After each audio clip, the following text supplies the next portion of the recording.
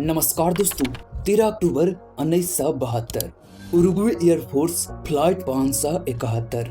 यह flight मोंटेविडियो Uruguay से Santiago chilli जा रही थी और इन दोनों शहरों की बीच की सीधी दूरी लगभग 2650 किलोमीटर था। फ्लाइट 571 13 अक्टूबर 1972 को दिन शुक्रवार दोपहर 2:18 पर टेकअप किया। दोस्तों, मैं जब भी प्लेन की बात करूंगा तो आप समझ जाना कि उरुग्वे एयरफोर्स फ्लाइट 571 की बात हो रही है। दोस्तों, इस प्लेन में करीब 45 लोग सवार थे। अर्जेंटीना और चिली की सीमा पर एंडीज पर्वतमाला है। यह विमान इसी पर्वतमाला से जाकर टकरा गया और एक ग्लेशियर पर दुर्घटनाग्रस्त हो गया। इस क्रैश के बाद 12 लोगों की मौत तुरंत हो गई और सिर्फ 33 लोग ही बच पाए थे। बीतते समय के साथ बचे हुए लोगों को खाने पीने की कमी हो गई, जिसके कारण उन्होंने अपने मरे हुए दोस्तों का मांस खाना शुरू कर दिए। दोस्तों, आइए जानते हैं उरुग्वे एयरफोर्स फ्लाइट 571 की डार्क रियलिटी और क्यों बचे हुए लोग अपने ही दोस्तों का मांस खाने पर मजबूर हो गए।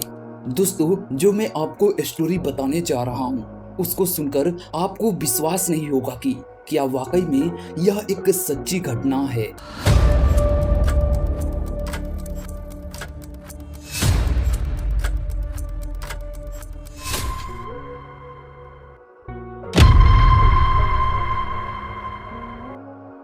बारह अक्टूबर 1972 क्रिश्चियंस क्लब की शौकिया रग्बी टीम द्वारा टीम के खिलाड़ी रग्बी फुटबॉल खेलना जानती थी और उस खेल में काफी एक्सपर्ट थी। इसलिए उरुग्वे की रग्बी टीम के सदस्य रग्बी मैच खेलने के लिए सेंटियागो चिली जा रहे थे। फ्लाइट 571 12 अक्टूबर 1972 को 40 यात्री और 5 चालक दल के सदस्य के साथ उड़ान भरी। इस प्लेन को रग्बी टीम द्वारा टीम के खिलाड़ियों, दोस्तों और परिवार के सदस्य को सेंटियागो चिली ले जाने के लिए किराए पर लिया गया था, लेकिन खराब मौसम के कारण प्लेन को अर्जेंटीना के मेंडोजा में उतारना पड़ा और रात को वहीं पर रुकना पड़ा। इसके अगले दिन 13 अक्टूबर 1972 को प्लेन फिर से सेंटियागो के लिए टेकअप किया, एक शेड्यूल रूट्स के साथ जो उसे एंडीज पर्वतमाला के बीचों बीच से होते हुए एक निचले पहाड़ी से गुजरने की अनुमति देता। टेकअप के 1 घंटे से थोड़ा ज्यादा समय बाद ही पायलट ने अपनी सिचुएशन का गलत अनुमान लगाया। जो प्लेन अभी भी एंडीज पर्वतमाला में ही मौजूद था और एयर ट्रैफिक कंट्रोल से परमिशन मिलने के बाद प्लेन एंडीज पर्वतमाला से बाहर निकलने से पहले ही नीचे उतरने लगा। इसके तुरंत बाद ही चिली का कंट्रोल टावर एयरक्राफ्ट से संपर्क करने की सीमा टूट गया। 13 अक्टूबर दोपहर 3:30 पर प्लेन एक पहाड़ से टकराया, जिससे उसका राइट और लेफ्ट पंख टूट गया और फिर चिली की सीमा के पास अर्जेंटीना की एक फार वैली में लगभग 11,000 फीट की ऊंचाई पर क्रैश हो गया। शुरुआती दुर्घटना में 12 लोगों की मौत हो गई और 33 लोग जीवित बचे यात्रियों में से कई घायल हो गए। फर्स्ट नाइट में 5 और लोगों की मौत हो गई और लगभग 1 हफ्ते बाद एक और यात्री ने दम तोड़ दिया, जिससे 27 लोग अभी भी जीवित बचे थे, यह मानते हुए कि उन्हें किसी भी दिन बचा लिया जाएगा। बचे हुए लोगों ने विमान के मलबे से एक शेल्टर बनाया। इसके अलावा खाने पीने की थोड़ी बहुत सप्लाई, मुख्यतः कैंडी बार और वाइन की बोतल लगभग 1 से 2 हफ्ते में खत्म हो गई। बचे हुए लोगों ने अगले कुछ दिनों में कई रेस्क्यू प्लेन को ऊपर से उड़ते देखा, लेकिन उनकी तलाश करने वाला कोई भी व्यक्ति बर्फ में व्हाइट प्लेन के मलबे को नहीं देखा। लगभग 10वें दिन बचे हुए लोगों को क्रैश प्लेन से एक छोटा ट्रांजिस्टर रेडियो मिला और उन्होंने यह विनाशकारी न्यूज सुना कि रेस्क्यू टीम को रोक दिया गया है और उन सभी को मृत घोषित कर दिया गया है। जैसे जैसे हफ्ते बीतते गए वैसे वैसे भूखमरी अपनी चरम सीमा पर बढ़ती गई। बचे हुए लोगों को जिंदा रहने के लिए नरभक्षण का सहारा लेना पड़ा। दोस्तों, नरभक्षण का मतलब होता है मनुष्य को दूसरे मनुष्य का मांस खाना।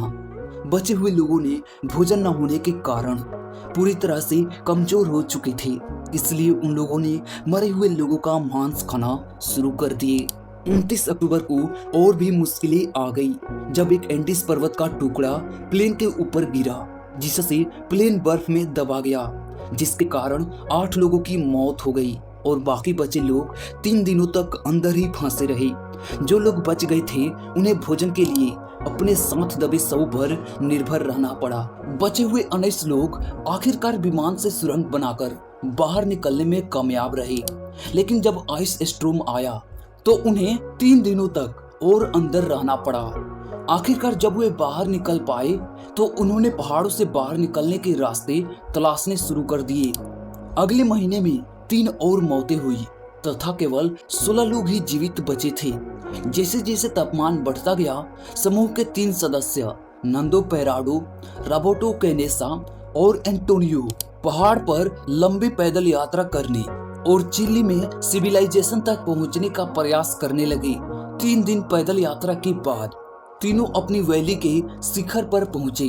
तब उन्हें एहसास हुआ कि वे पहाड़ में जितना सोचे थे उससे कई ज्यादा अंदर हैं। 10 दिनों की कष्टदायक यात्रा के बाद कैनेसा और पराडो ने चिली के किसानों से मिले, जिसने 1 दिन के इंतजार के बाद अधिकारियों को बताया कि अभी भी कुछ लोग जीवित हैं जो बचाए जाने का इंतजार कर रहे हैं। बचाव हेलीकॉप्टर 22 दिसंबर को दुर्घटना स्थल पर पहुंचे, लेकिन खराब मौसम के कारण वे बचे हुए 16 लोगों में से केवल 8 लोगों को ही बाहर निकाल पाए। बाकी 8 को अगले दिन निकाला गया। ये बचे हुए लोग एंडीज पर्वत पर करीब 72 दिनों तक बिताए थे। पहाड़ों से बाहर निकलने के बाद कैनेसा ने ट्रीटमेंट का स्टडी किया और एक फेमस बाल हृदय रोग विशेषज्ञ बन गई। वे कहते हैं कि मैं अपने दोस्तों के लिए बचाव पाने के अपने सपने तक पहुंच गया था। मुझे ऐसा लग रहा था जैसे 72 दिन तक मेरे कंधों पर एक हाथी सवार थी और वह अब चला गया है। मैंने ट्रीटमेंट में वापस आने और डॉक्टर बनने के लिए संघर्ष किया। दोस्तों, इस डार्क ट्रूथ स्टोरी से हमें यह मालूम चलता है कि इंसान किस हद तक जा सकता है। दोस्तों, आपको ये वीडियो पसंद आई हो तो वीडियो को लाइक और चैनल को सब्सक्राइब जरूर कर लेना। धन्यवाद।